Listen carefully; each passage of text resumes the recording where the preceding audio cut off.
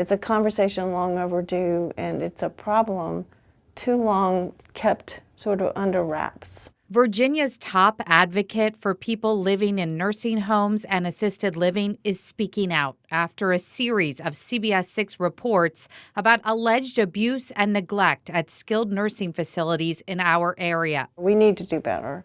We have some serious issues. Joni Latimer is the long-term care ombudsman for the State Department of Aging and Rehabilitation and oversees 33 ombudsmen across the state. She tries to help residents, their families, and nursing homes settle disputes, but she does not have any enforcement powers. It's probably about 1,000 facilities overall.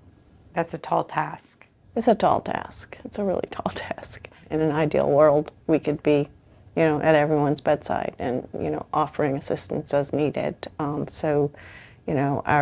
ability to do that is limited. Latimer says the largest portion of the complaints the ombudsman receive relate to basic care. Do you have to accept that you're going to have to wait 2 hours for your diaper to be changed, for example, or longer? No, it's absolutely not.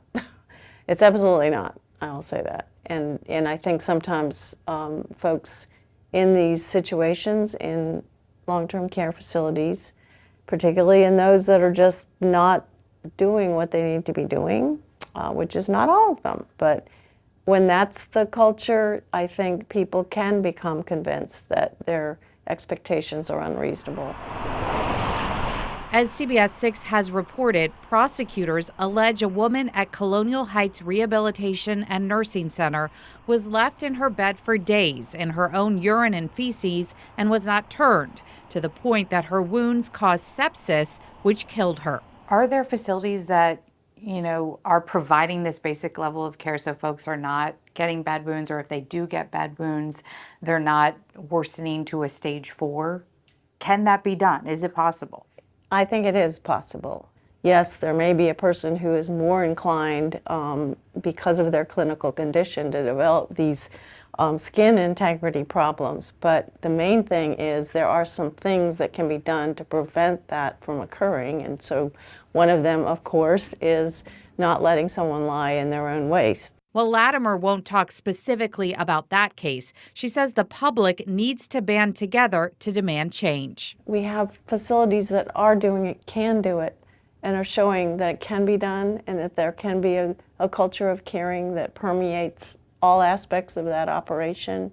But I think we have seen a troubling trend toward something other than that in many facilities, whether it has to do with ownership patterns, whether it has to do with the changes in the workforce, whatever it is really disheartening. So how and where should you voice any complaints or concerns that you might have? Latimer suggests that you initially go to her website, elderrights.virginia.gov. But if you want to report alleged abuse or neglect, the Department of Aging and Rehabilitative Services has an Adult Protective Services portal.